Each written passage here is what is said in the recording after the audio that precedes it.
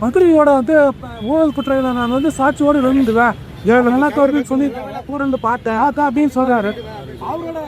அவர் இவ்வளவு நாள் கூட இருந்தது, இப்போ வெளியே வந்திருக்காரு. அவரோட பேச்சு எப்படி ஏற்படும், அவரோட அரசியல் இது எந்த மாதிரி இருக்கு முன்னெடுப்பு நான் என்ன பதில் சொல்றது? நாங்கள் ஒரே ரத்லாம் ஒரே சொந்தங்கள். இதில் வந்து அவர் ஒரு நிலைப்பாட்டு இருக்கிறாரு, அதில் போய் நான் இன்னைக்கு கற்று சொல்லி இதில் ஒன்றும் கற்றுக்க அவர் சொல்கிறது இப்போவாது சொல்கிறாரேன்னு நீங்கள் பெருமைப்படுது.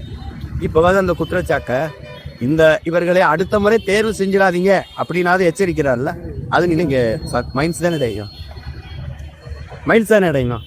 ஒரு சீட்டுக்காக சரணடைஞ்சி ஆமான்னு சொல்லி சைத்து போகாம வெளியில வந்து அடுத்த முறை தேர்வு செஞ்சிடாதீங்க இவங்களை எச்சரிக்கிறார்ல, அதுக்கு பாராட்டு சார். இந்த கொரோனா சூழல் ராமதாஸ் சசிகலாவோட இணைஞ்சிருக்காரு, எங்களை பார்த்து எல்லா கட்சியும் பயப்பட ஆரம்பிச்சிருக்குது அப்படின்னு ஒரு ஸ்டேட்மெண்ட் கொடுத்துருக்காரு. எல்லாராலும் என் கட்சியெல்லாம் நான் கைவிடப்பட்டதா சொல்றாரு. மக்களின் ஐயாவை கைவிடுவாங்கன்னு அவர் அப்படி சொல்லுங்க. நீங்க எப்படி அப்படி சொல்றீங்க? அப்படி சொல்லாது. நான்லாம் அவருடைய பிள்ளை, அவர் எல்லாமே எனக்கு உணர்வு வந்துட்டு இவ்வளவு போராட்ட குணம் வந்துட்டு 85 வயசுல தமிழை தேடின்னு ஒருத்தன் நடப்பானா தமிழ்நாட்டில் ஒரு தலைவர் இருக்கானா சொல்லுங்க. எங்க ஐயா விட்டா யாரு இருக்கானா? இந்த சமூக நீதியின் பேச்சுக்கு எவனா அது அவரை தாண்டி பேசுறது ஆள் இருக்கானா? நான் இன்னைக்கு பேசுறேன்னா அவர் கற்றுக் கொடுத்ததான். இந்த நாட்டில் என்ன உங்க ஈவேரா செஞ்சாரு? எங்க ஐயா நமக்கு போட்ட பிச்சை 69 விழுக்காடு இடஒதுக்கிற மண்டல் கமிஷன்ல எவன் பேசுற நீ? இந்த நாட்டில் வல்பாரி பிரதிநிதித்துவம் இன்னும் பேசிட்டு ஒரு மகன் இருக்காருன்னா எங்க ஐயா தான். நீங்க நாங்க கட்சி எப்படி பேசுறீங்க? கட்சி என்ன கட்சி சார்? மக்கள் கைவிடுவாங்களா? அப்புறம் இருக்கு இல்ல அவருக்கு இல்லைன்னா புள்ள இருக்கல, அவர் கனவு காணறி இருக்க இன்னொரு புள்ள இருக்காருல்ல செய்வான். என்னங்க நீங்க அப்ப முடியலன்னா மகன் செய்வன்ல. வேற எதுக்கு நான் அரசியலுக்கு வந்தேன்? எதுக்கு வந்தேன்? எதுக்கு வந்தேன்? இப்போ என்ன எல்லாரும் கூப்பிட்டாங்க, நான் போகலை. அப்போ நான் அவங்கள கைவிட்டேன்னு சொல்லுவாங்களா, இல்லை அவங்க என்னை கைவிட்டாங்கன்னு சொல்லிடல? இந்த வயசுலையும் ஏதாவது இந்த நாட்டுக்கு செய்யணும்னு நினைக்கிறாருல, அந்த எண்ணத்தை பாராட்டுங்க.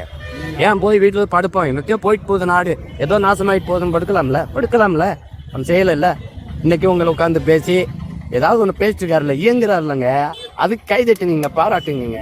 என்னங்க சும்மா சார்? கொரோனா காலத்தை விட அவர் தனித்து நிற்கிறேங்கிறதுனா ஆரம்பத்துல இருந்து அவங்களுக்கு.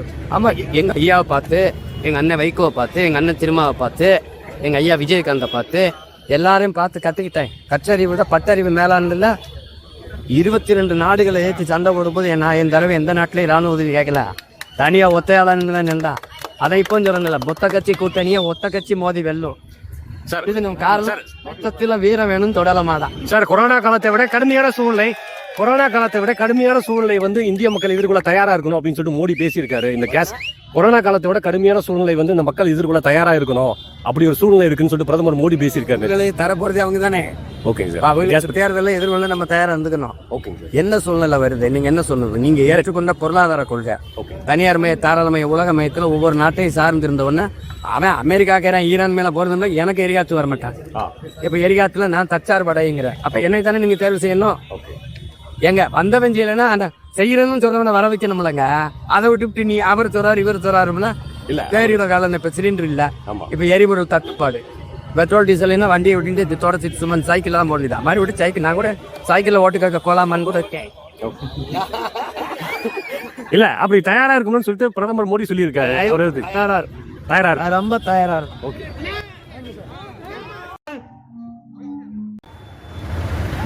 எப்படி இருக்கிறது என்பதை அன்பு அதை புரிந்து கொள்ள வேண்டும். உங்கள் முன்னால் நிற்கிற மகன் சீமான் யார்? அமைச்சர் மகனா?